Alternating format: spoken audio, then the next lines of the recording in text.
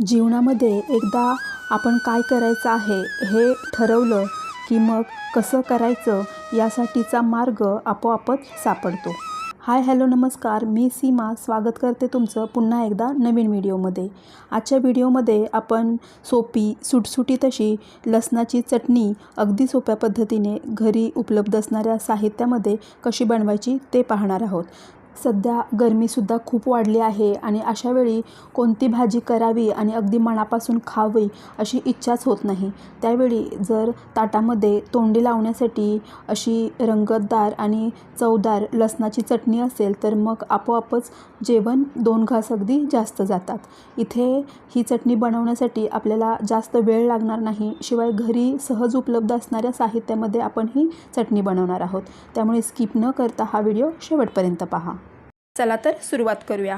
लसणाची चटणी बनवण्यासाठी लागणारं सर्व साहित्य मी इथे घेतलेलं आहे आणि इथे वापरलेल्या सर्व साहित्याची लिस्ट मी डिस्क्रिप्शनमध्ये दिलेली आहे. सर्वप्रथम आपण गॅसवरती कढई गरम करत ठेवली आहे आणि त्यामध्ये आपल्याला 2 चमचे तेल टाकून घ्यायचं आहे. तेल चटणीला प्रिझर्व करण्याचं काम करतं, त्यामुळे आपण तेल हे जरूर वापरायचं आहे. तेल छान गरम होऊ द्यायचं आहे आणि त्यानंतर यामध्ये आपल्याला शेंगदाणे भाजून घ्यायचे आहेत. शेंगदाणे आपण आधीच भाजलेले असले तरीसुद्धा यावेळी आपल्याला हे परतून घ्यायचे आहेत आणि छान असे कुरकुरीत करून घ्यायचे आहेत.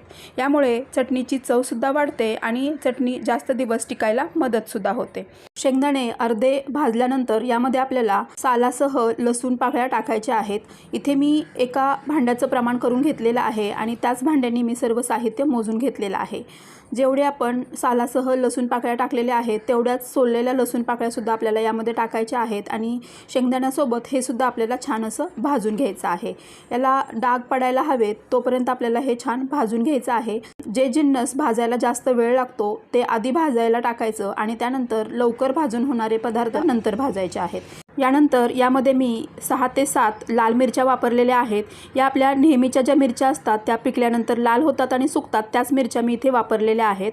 त्यानंतर यामध्ये धणे टाकायचे आहेत. इथे मी 2 चमचे एवढे धणे टाकलेले आहेत आणि ते सुद्धा आपल्याला ते भाजून घ्यायचे आहेत. हे धणे मी ऑलरेडी भाजून ठेवलेले होते, तरीसुद्धा ही चटणी बनवताना या कढईमध्ये या सर्व जिन्नसासोबत मी हे धणे भाजून घेणार आहे. त्यानंतर यामध्ये किसलेलं सुकं खोबरं टाकायचं आहे आणि ते सुद्धा यामध्ये भाजून घ्यायचं आहे.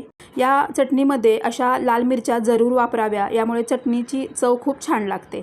जर तुमच्याकडे अशा लाल मिरच्या नसतील तर मग तुम्ही लाल मिरची पावडर वापरली तरीसुद्धा चालेल.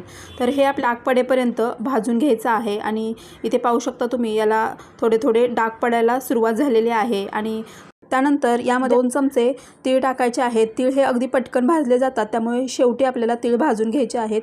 हे तीळसुद्धा मी ऑलरेडी भाजून ठेवलेले आहेत आणि या तिळांमुळे आपल्या चटणीला खमंग अशी चव येते. तीळ हे लगेचच तडतडायला सुरुवात होते आणि यावेळी गॅसची फ्लेम ही बंद करायची आहे आणि हे सर्व साहित्य थंड करून घ्यायचं आहे. थंड झाल्यानंतर याची चटणी वाटून घ्यायची आहे. तर इथे हे सर्व साहित्य अगदी छान असं थंड झालेलं आहे.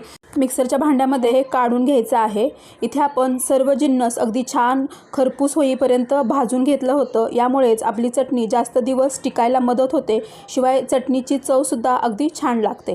लसूण हा अगदी लाल होईपर्यंत आपण भाजलेला आहे, यामुळे लसणाच्या चटणीला एक छान अशी चव येते. तर इथे हे भाजलेले सर्व साहित्य टाकल्यानंतर यामध्ये मी जिरे टाकणार आहे. तुम्हाला हवं असेल तर तुम्ही जिरेसुद्धा भाजून घेऊ शकता, पण जिरे भाजण्याची काही गरज नाही, त्यामुळे मी इथे जिरे भाजलेले नाही. त्यानंतर कश्मीरी रेड चिली पावडर ती मी 2 चमचे टाकले आणि त्यानंतर लाल मिरची पावडर आहे ती 1 चमचा एवढी टाकलेली आहे. या चटणीमध्ये आपण आमचूर पावडर ही जरूर वापरावी.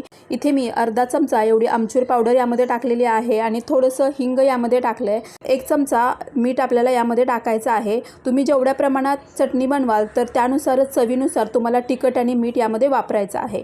हे सर्व मिक्सरमध्ये आपण आता फिरवून घ्यायचं आहे. मात्र इथे आपल्याला एक गोष्ट लक्षात ठेवायची आहे की ही चटणी फिरवताना कंटिन्यू फिरवायची नाही. मध्ये बंद चालू करत पल्स मोडवरती चटणी बारीक करायची आहे, नाहीतर मग त्याची पेस्ट बनू शकते. ही काळजी आपल्याला इथे घ्यायची आहे.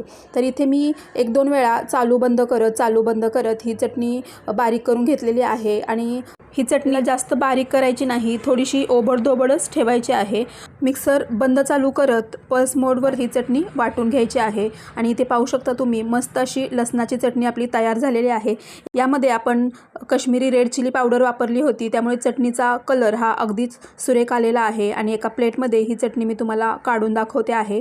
सर्व जिन्नस आपण छान भाजून घेतले होते, त्यामुळे ही चटणी अगदी खरपूस झालेली आहे। शिवाय ही चटणी जास्त दिवस टिकायला सुद्धा मदत होते। शिवाय यामध्ये आपण लाल मिरच्या सुद्धा वापरलेल्या होत्या, त्यामुळे चटणीची चव अजूनच छान लागते।